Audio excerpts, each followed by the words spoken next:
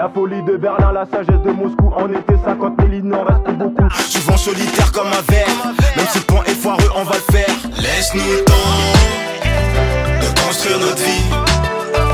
On verra les ennemis, les jaloux nous guetter si c'est leurs envies. Prends, encaisse, redonne pas. C'est pour toi tous les bénéfices. Maman m'a toujours dit tes bénéfices. Être un bonhomme c'est bien mais le temps défile. J'ai connu là c'était le temps des filles. Salut tout le monde, c'est Gab Morrison. Je suis en direct d'Orléans avec mon gars Scaro Jackson. Ça va quoi gros? Quoi les frérots? Alors, on est là, tu sais, du coup, je vais te laisser te présenter un petit peu. Bon, moi je vais me présenter, moi c'est Scaro Jackson, originaire du 93, sur scène, pour ceux qui connaissent. Sur Orléans depuis peu, je fais des sons, un peu de tout, artiste polyvalent on va dire. Je fais du rap, je chante, j'écris un peu de tout, du love, la cité. Un peu de tout, après c'est à découvrir, j'ai des pages à découvrir, j'ai des clips à découvrir, je vous en parlerai un peu plus dans l'interview je pense. Ok, alors du coup, t'as eu l'idée quand et comment de commencer la musique toi? Ça fait exactement 15 ans exactement que j'écris de la musique, que j'écris réellement moi-même, tu vois, mes textes. Après, que j'enregistre, ça va faire à peu près 13 ans que j'enregistre. Après c'était un délire avec un poteau à la base, tu vois, on était à l'école, on était en cours, on galérait, lui il avait déjà commencé à écrire des textes et tout, il m'avait montré un peu ce qu'il faisait, moi je rigolais au départ, je disais t'as honte, tu vas pas te mettre à rapper et tout, tu vois. Lui il me dit pourquoi pas, t'as eu, en plus j'ai acheté un micro et tout, viens un de ces quatre à la maison, tu vois, on va essayer et tout, tu vois. Donc on est parti chez lui, big up à lui en même temps, au passage à SLK.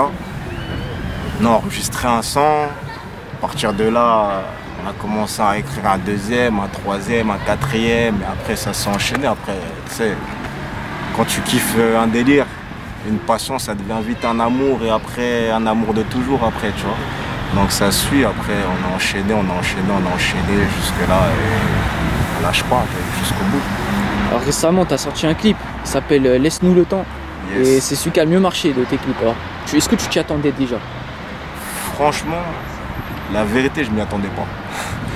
Je m'y attendais pas. Pourquoi? Parce que tout simplement, c'était un univers que je travaillais déjà, mais où j'avais pas encore pied réellement. C'est-à-dire tout ce qui est afro-love.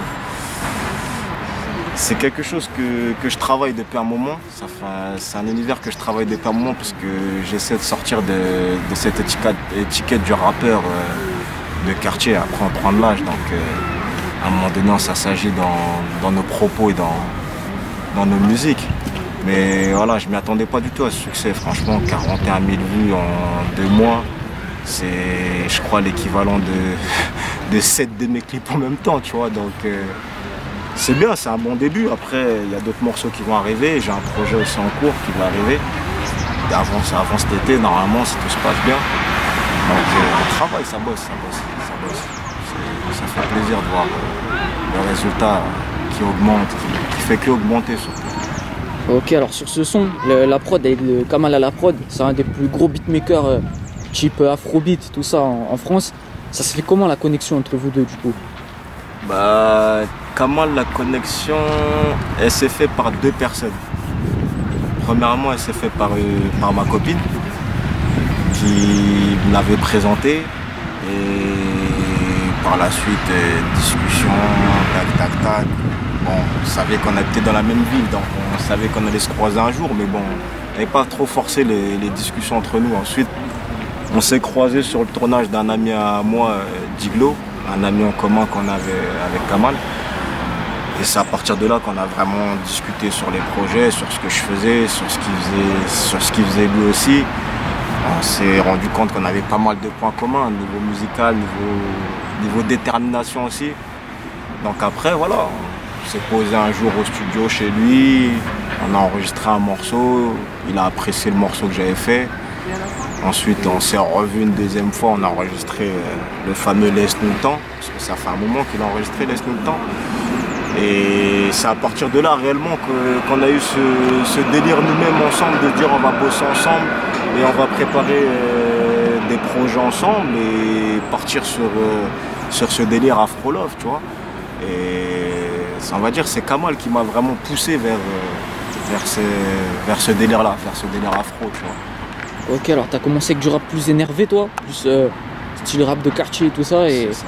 là ça a complètement changé de sonorité. Du coup, c'est quoi qui t'a poussé à faire ça, du coup?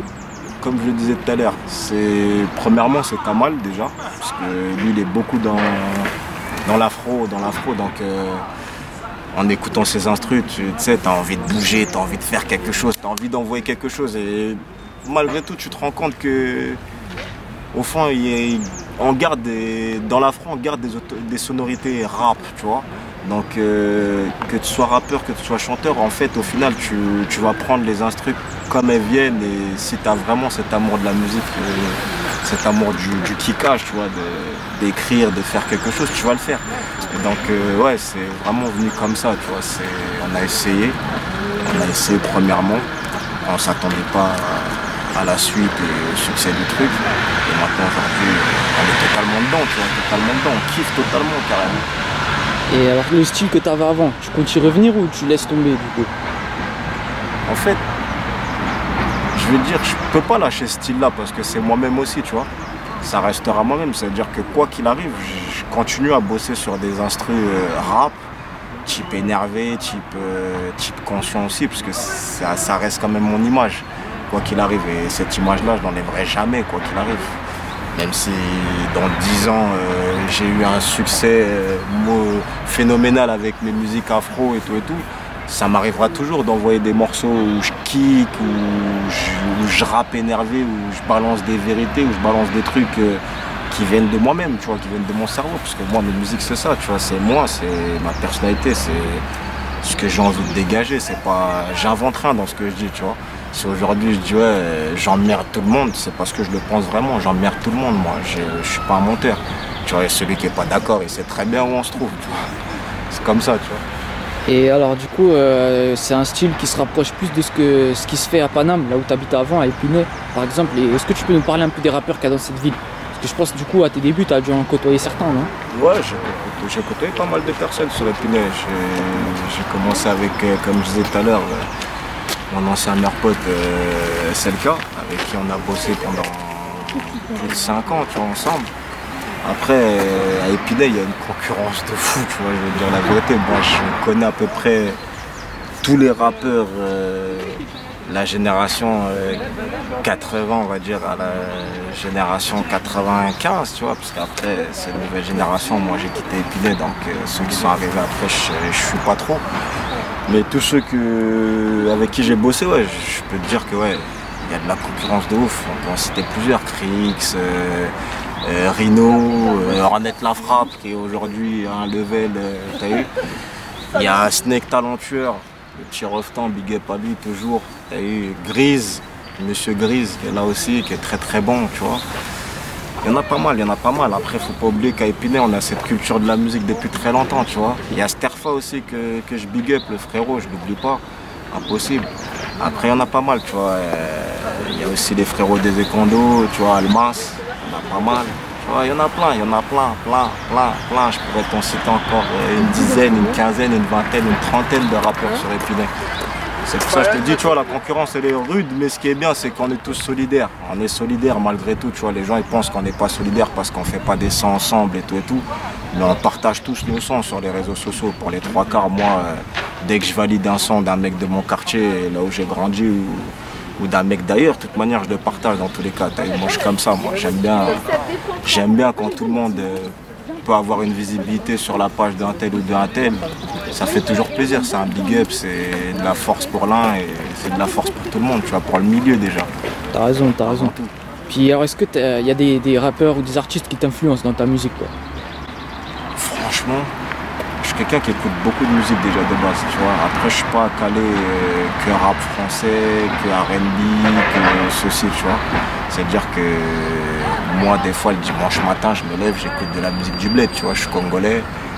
242 ou 243? 242, tu vois. Ah, Brazzaville. Après, je big up toujours les 243, c'est la famille, tu vois. Il reste qu'un cas au final, tu vois, c'est le Congo, tu vois.